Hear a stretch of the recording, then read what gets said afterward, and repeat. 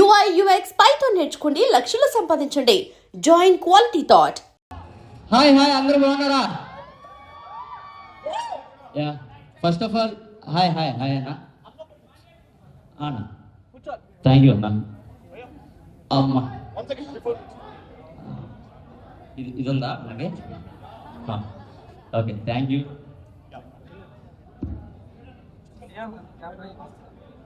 Thank you so much అన్న.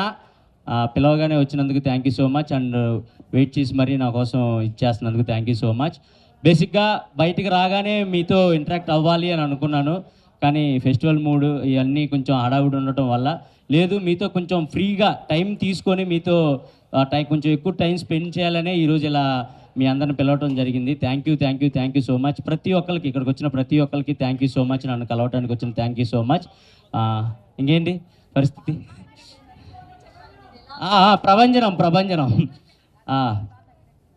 Wait అక్కడ తగ్గుతామండి. ఎవరు వెళ్ళినా తగ్గుతారు అక్కడికి వెళ్తే, బికాజ్ అక్కడ సిచ్యువేషన్స్ అలా ఉంటాయి, హౌస్లో సిచ్యువేషన్స్ అలా ఉంటాయి, మీరు అందరూ చూస్తూనే ఉంటారు కాబట్టి. సో బిగ్ బాస్లో నా ఎక్స్పీరియన్స్ అడుగుతున్నారు. బిగ్ బాస్ అనేది నిజంగా చెప్తున్నా, మనల్ని మనం మార్చుకోవడానికి, మనలో ఉన్న క్వాలిటీస్ బయట పెట్టుకోవడానికి ఒక గొప్ప ఆపర్చునిటీ అండి. అది కోట్లలో కొంతమందికి మాత్రమే వస్తుంది. అలా నాకు వచ్చినందుకు నేను చాలా హ్యాపీగా ఫీల్ అవుతున్నాను. అండ్ బయటకు వచ్చిన తర్వాత మీ అందరి ప్రేమ, మీ అందరి అభిమానం చూసిన తర్వాత ఇంకా ఇంకా ఇంకా హ్యాపీగా ఫీల్ అవుతున్నాను. నేను తీసుకున్న స్టెప్ కరెక్టే అని నాకు అనిపించింది. సో మీ అందరి అభిమానం, మీ అందరి ప్రేమ చూసిన తర్వాతే ఓకే మనం సాధించాం లోపలికి వెళ్ళి అని చెప్పేసి ఇంకా గర్వంగా ఫీల్ అవుతున్నాను. అండ్ ఇంకా హ్యాపీగా ఫీల్ అవుతున్నాను. మా పేరెంట్స్ కానివ్వండి, మా ఫ్రెండ్స్ కానివ్వండి, అండ్ మీరు ప్రతి ఒక్కళ్ళు నా సోషల్ మీడియాలో ప్రతి ఒక్కళ్ళు మీరు చేసే మెసేజ్లు అవన్నీ చూస్తే అబ్బా ఏంట్రా బాబు ఇంత సంపాదించుకున్నామా, బిగ్ బాస్కి వెళ్ళి ఇంత ప్రేమను సాధించుకున్నామా అనే ఒక చిన్న హ్యాపీనెస్ ఉంది నాకు. So thank you so much. And big బాస్లో ప్రతి ఒక్కరికి ఒక్కొక్క సపరేట్ జోనర్ ఉంటుంది, ఒక్కొక్కళ్ళు ఒక్కొక్క సపరేట్ జోనర్లో ఆడుతూ ఉంటారు. సో నా క్వాలిటీ ఏంటంటే నేను నవ్వించాలి, జనాల్ని ఎంటర్టైన్ చేయాలి అనే పర్పస్ మీదే నేను వెళ్ళటం జరిగింది.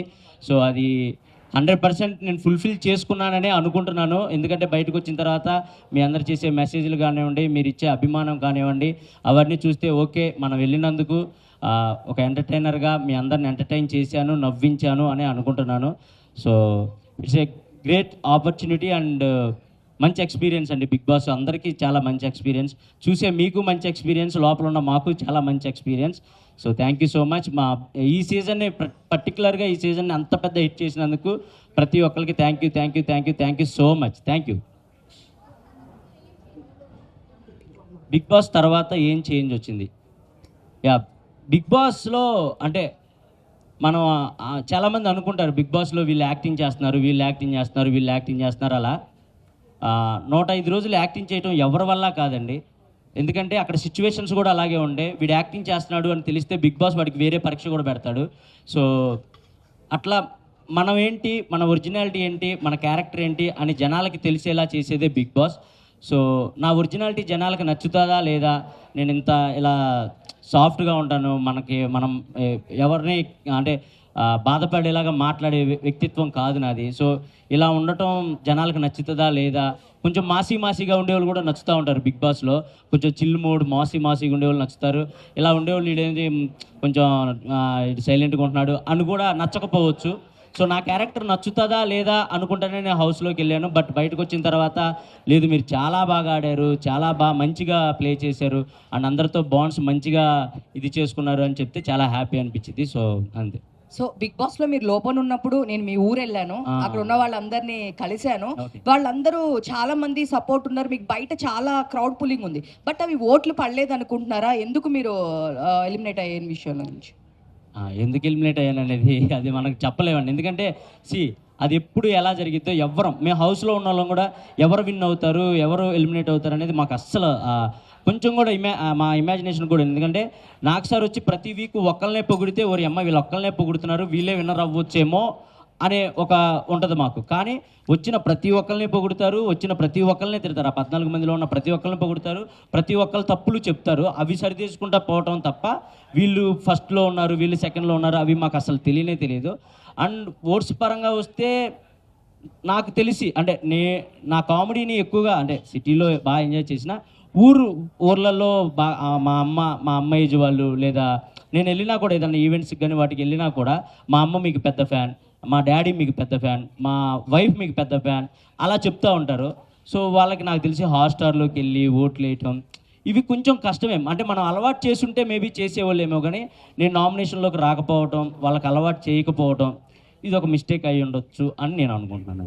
సో సంజన గారికి మీ మదర్ ఓట్లు వేసేవాళ్ళంట, ఏమంటారు? మీ తర్వాత సంజన గారికి ఎక్కువ ఓట్లు వేసేవాళ్ళు. నేను అదే కోరుకునేవాడిని. నేను ఎటు నామినేషన్లోకి రావట్లేదు. మా అమ్మ అన్న మా మా అంటే కొంచెం మరీ 100% నాకున్న పెద్ద కోట్లాది మంది అని చెప్పను, కానీ నా సైడ్ నుంచి వేసే 100 మంది అయినా మా అమ్మకి వేయాలని నేను కోరుకుంటాను. నేను అదే హ్యాపీగా ఫీల్ అవుతాను. సో మా అమ్మగారు కూడా సంజన గారికి వేసేవాళ్ళు అంట, నాకు చెప్పారు.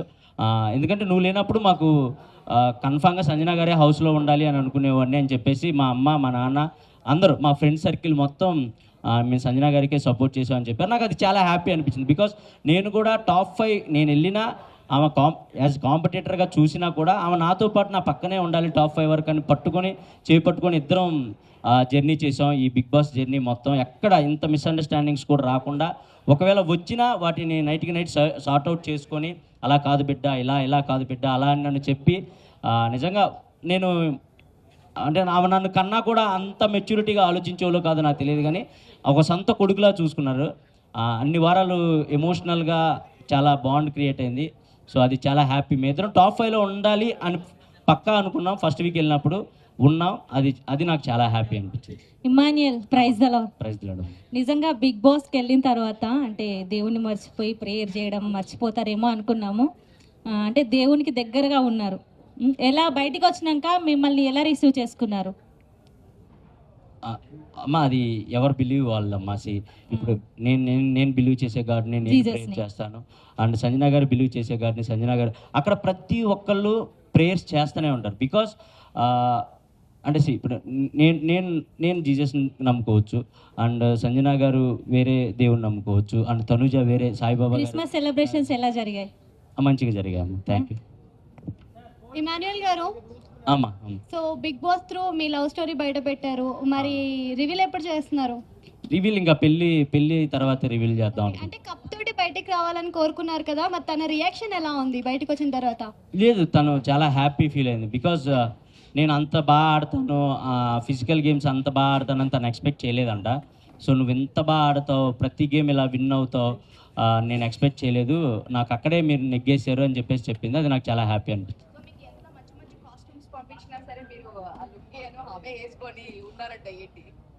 మంచి కాస్ట్యూమ్స్ ఎవరైనా వేసుకుంటారండి.